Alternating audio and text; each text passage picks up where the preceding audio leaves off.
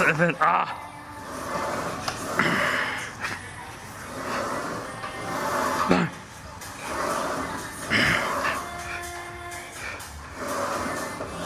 Five.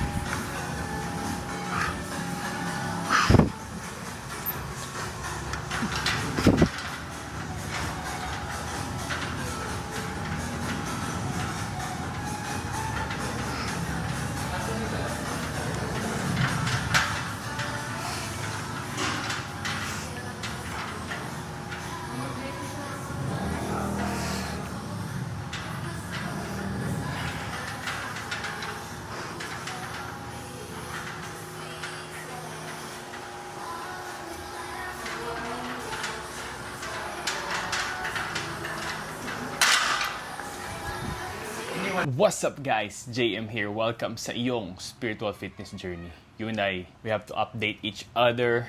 Ngayon, sorry guys, di ako masyadong mag-update sa YouTube natin. And it's been a while. Ang consistent lang lagi is yung aking spiritual walk with God. Reading the Bible, journaling, and a little bit of aral about sa Word ni God. Gym, syempre, di mawawala. Fitness journey. Here we go.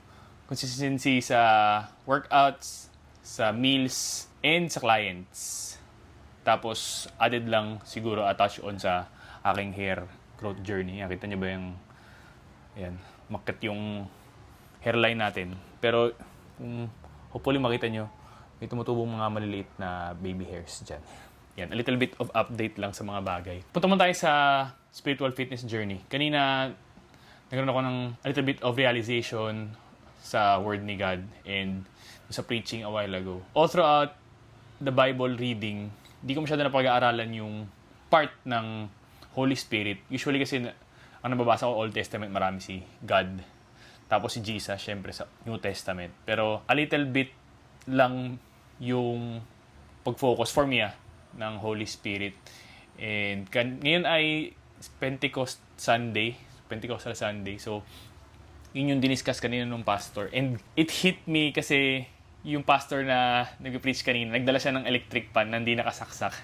Tapos, iniikot-ikot niyang ganun. So, pinipilit niyang iikutin. Hanggang sa bibitawan niya. Tapos, alam natin, eventually titigil yung pag-ikot ng fan. And ganun daw yung nangyayari pag ginagawa natin yung mga bagay ng tayo lang. Pinupush natin paano magmahal, paano mag-care, or paano maging patient sa ibang tao. Parang ginagawa natin, yung pinipilit lang natin yung electric fan, pinapilit natin ng sarili natin. Hindi natin ma-maximize yung power of the Holy Spirit pag sinasak natin yung electric fan, which is under talaga yung electric fan. Which is, it hit me kasi mahirap eh. Lahat naman tayo napapagod, lahat tayo naubusan ng pasensya. And syempre may mga times na feeling natin hindi tayo enough doon sa situation. Holy Spirit yung topic. Pero yung spirit, di ba, pag sinabi natin fighting spirit, di ba, usually, kunyari, pag may anime, tapos nabubugbog, kunyari si Ippo sa knockout na imagine ko lang, nabubugbog, or si Goku sa Dragon Ball, pag may fighting spirit sila, bila sila nabubuhayan.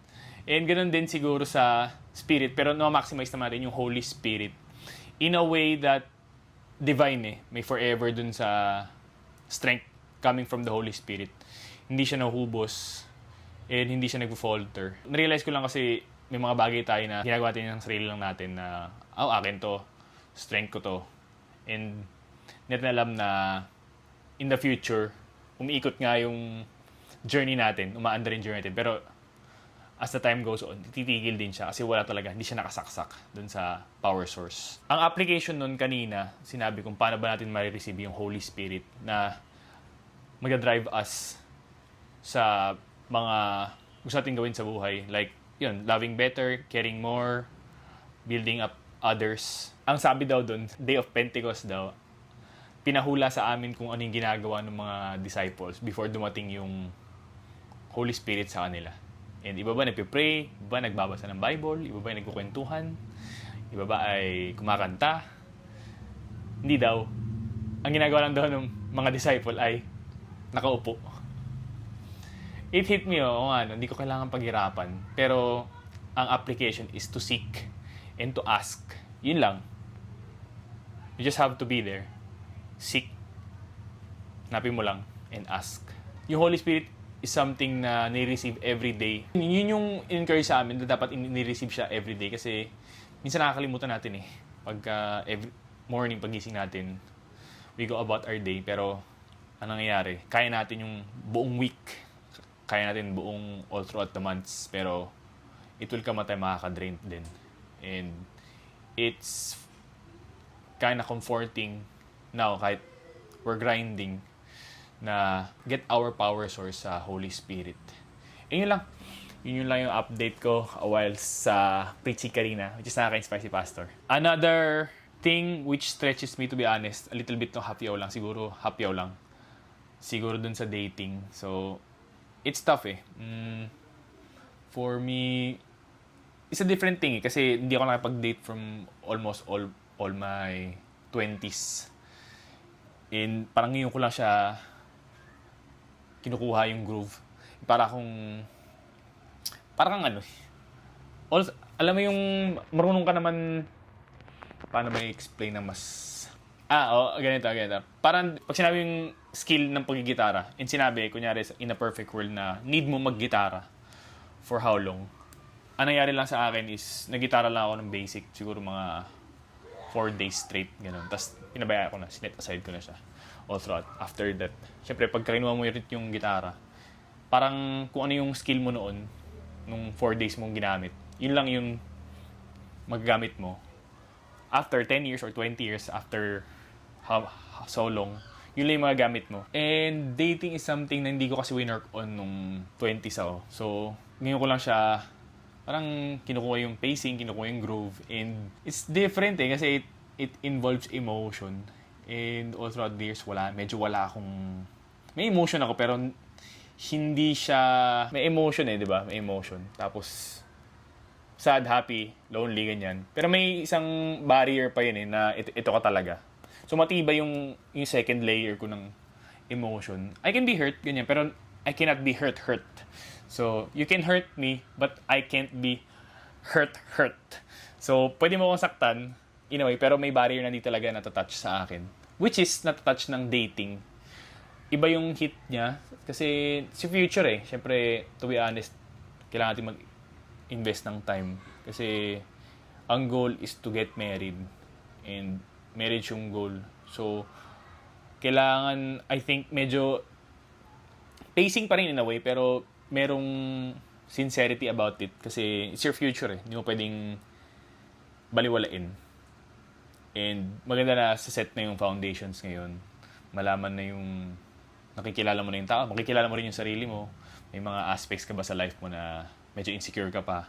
Or may mga bagay pa ba sa other person na hindi mo pa kayang tanggapin or kailangan pang i-work on. At this phase, I was just trying to learn intentionally about these things in dating kasi all throughout the years, pagtiisan natin na walang na-lock in na wag muna for now. Yung nung time na yun, nung 20s and yung 30s, kailangan na din. To be honest, mas lalong may increase yung faith mo kasi hindi ko talaga alam. And growing up, wala naman din akong father figure na mag-guide sa akin noon. So I have to learn the ropes of it. And blessed din naman ako with mentors na nakita ko kung paano sila makitungo dun sa family nila. Mga dads na top tier. Eh nakita ko rin yung paano sila mamuhay. It's different naman na ako na yung mag-execute eh. So, iba rin naman sa dating din. Na mismong dating talaga. Hindi pa yung married. So, update ko kayo about that. Let me know kung gusto nyo ng medyo detailed part. Pero, I don't know kung may share natin dito. Pero, as much as I can, update ko kayo about this. And, ayun, para makita ko yung progression nyo. Okay, we move on sa spiritual, sa dating, medyo personal. Sa hair, yan. Okay, punta tayo sa hair. Hair update. Ang genetics namin, guys, yung talaga is sa father side is nakakalbo talaga. So, yung dad ko, kalbo. Tapos yung mga kapatid niya, kalbo. Eventually, magiging kalbo din kami. So, yung brother ko medyo malala na yung kanyang hair loss. Pero, ayun, ayoko munang let go yung hair. So, I did, siguro 3 years na ako nag-minoxidil. Tapos, last year, get your reseta sa derma or sa yung doctor, yung finasteride. So, ngayon, medyo nag-all out ako ngayon kasi marami nang naglabas ng products unlike 3 years ago. So, marami naman na tayong naaral about it. Nag-start ako noong March mag-finasteride. Ang product is yung Grower by The Protocol. Yun yung ginagamit ko kasi minoxidil with finasteride na siya, isang tablet. Tapos, meron ng oral minoxidil tsaka finasteride. Ilalagyan ko pa siya ng topical finasteride tsaka minoxidil, which is yung Triactive. Plus, Hosuko yung minoxidil. So, sa umaga, Hosuko minoxidil. Tapos sa gabi, Triactive. Yun yung finasteride with minoxidil. Na nahanap sa Shopee. And if you want links sa baba, layo doon sa baba kung ano yung mga ginagamit kong products. And yun lang, consistency kung ang game sa treatment sa hair loss is consistency. So, I think hindi naman siya problem sa akin kasi consistent naman tayo with our habits sa gym, sa pagkain. So, in a way, may adjustment period lang pero eventually mabilis lang. Kasi papap ka lang naman ng isang pill tapos spray lang na para lang hair gel. Okay, fitness. Since ngayon, yun yung nag-focus na, doon tayo nakafocus kasi yun yung mag-handle tayo ng mga clients. Meron tayong mga premium clients na every time kumakain is ina-update ako. So, one-on-one talaga. As in, 24/7 chat support. Which is nasa premium coaching nga. Doon talaga ako nakafocus. Yun yung bread and butter ko. Which is, nabanggit ko naman sa mga previous video kung ano talaga yung ginagawa ko. So, wala na akong day job. Yun yung all-throughout job ko. And I think this is my calling to transform other people and level up yung kanilang top shape. Transformation, fitness, I got you. Kapag kasi may client ka, dapat no-brainer na dapat fit ka. Kasi you're selling yourself eh. Business mo yan. Dapat ikaw yung makita nila na, pwede yan. Possible. Yan yung mga possibilities. So, dapat top tier tayo sa meals, sa workouts. So, sa gym, ngayon ay binawasan natin ng isang dapat ay, usually, nung 20s tayo, nasa 6 days a week ako. Talaga all out. 6 days a week, Monday to Saturday ako nag-workout, ta Sunday lang. Kasi Saturday yun, leg day yun eh, dapat lumpo ako. So hindi rin ako makagalaw by Sunday. Yun yung goal ko ever since, ayun yung ginawa ko ever since 24 ako, 24 years old. Hanggang 30, hanggang 30. Yun yung ginawa ko. So, nag-fallback lang tayo for 5 days a week. So, Wednesday gitna ng week. Tapos Sunday, yun natin 5 days. Kasi nga may pinapasok tayo na dating. Doon ako naging intentional kasi kaya ko rin siguro nagawa na wag mag-date kasi yung energy ko talaga napunta lang sa fitness. Wala akong extra energy for other things. And syempre, guide pa rin naman ng grace ni Lord yun Guide ng Holy Spirit yun. Kasi hindi mo naman pwedeng sabihin na masyado akong confident na masyado akong locked in, ganyan. Through God's grace pa rin yun. And syempre, hindi naman tayo perfect.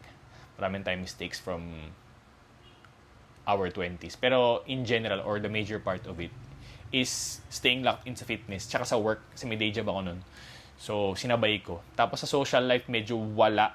Magbabakasyon lang kasi ako nun sa Manila. And then, siguro yung mga social life ko nun is yung kasama ko pag-travel. And then, dati And then sa mga gym bros. Pero yung one-on-one na lagi lumalabas, mga once a week, ganun. Wala naman akong ganun. So, nakapag-locked in tayo. Which has benefited me for now, ngayon. Talagang, dahil doon sa time na pinut-in ko sa pag-gym, sa meals, paano mag-transform, yun, nagagamit ko ngayon with my clients. 5 days a week sa gym, and then sama ko kayo sa mga gym workouts at let me know, doon tayo makakapag talagang all out sa advice and mentorship sa'yo na nanonood. Kasi doon tayo naka-focus. Yan, napanood nyo naman mapanood nyo yung leg day ko na ginawa from the previous leg day natin nung Friday na. Been hitting the gym ng tanghali, siguro mga 2:00, ganyan, para walang tao. And then, yun, sama ko kayo kasi medyo walang masyadong tao nga. So, nakakapag-video ako, hindi na parang harang yung tripod tsaka tong camera sa ibang tao. So, they don't mind naman, bobait naman yung mga tao sa gym. Yun lang, 2:00 tayo para walang tao. Do mainit. Pero, kaya natin yun. Sa meals ay on point. Lahat naman on point. So, yun. Yun lang yung mga updates sa akin in general. Tapos, kung may mga progress, I'll let you know. Tapos, yun. Ang goal natin is lean all throughout the year and then gaining strength. So, may abs naman tayo. Hindi pa naman nawala kasi, yun, on point tayo. Locked in tayo sa meals. Nagbabaon ako palagi. Kahit wala akong protein powder. It's been a struggle sa dating pero there's always grace naman on everything kasi naman tayo binapabayaan ni Lord sa journey natin. Everything started with reading the Bible every day. Kahit 1 chapter lang per day. So, okay na yun. And ngayon medyo na dati kasi last time ko nabasa yung Bible nung first time, binabasa ko lang siya siguro mga 4, depende. Basta once in a day, nagbabasa talaga ako. So, wala siyang limit. Binabasa ko lang siguro kahit mga 3 kong chapters. Basta minimum isa for the day. Tapos kung nagandahan ako, mga 5 chapters, gano'n, ini-straight ko. Pero ngayon, consistent na ako ngayon after ko mabasa yung Bible lang for once. Ngayon, second time around na natin. Binabasa na natin yung Bible day and night. So morning, pagising, tapos before matulog. So, isang chapters lang naman. So, in total, kung ibabalance natin yung first time na nagbabasa ako ng Bible sa second time ngayon, parang same lang din naman yung amounts. Pero, mas consistent kasi pag ganito. Before matulog, basa. Pagising, basa. Tapos, journaling. Journaling helps kasi minsan masyado maraming thoughts na ideas, mga plans sana pwede mo execute. Tapos, nalagay mo rin. And tsaka, parang siyang prayer na rin sinasabi mo kay Lord na yung mga happenings para ka rin nakikipag-usap kay God. Part sa prayer, pero nakasulat. Tapos yun, pang-clear out lang ng mind. The good, the bad, and the in-betweens. And happy ako dito sa adjustment natin dito sa Metro Manila kasi dito naman tayo since dito yung social life natin. Tapos, I've gone through a parang small group naman. Group of men na from church. So, Bible din naman ang ating focus doon. Tapos, I have my best friend naman na to keep me accountable with everything. So, everything's going well. Sa finances lang, kailangan natin ng discipline. We've been tracking, update ko kayo doon sa mga happenings din natin sa aking finances. It's been a journey of tracking and putting things in place na nakaka-enjoy. At the same time, we're building something sa financial side. Tapos, yun, pagka na-figure out ko yung money, update ko kayo agad. Yan yung mga future endeavors natin. So, wala natin yumaman saka maging fit and spiritually aligned kay God. Yan yung mga goals natin. So, sama kayo. Subscribe to me. Let me know in the comments kung ano pa mga gusto nyo pag-usapan. James here. Subscribe. Let's get it.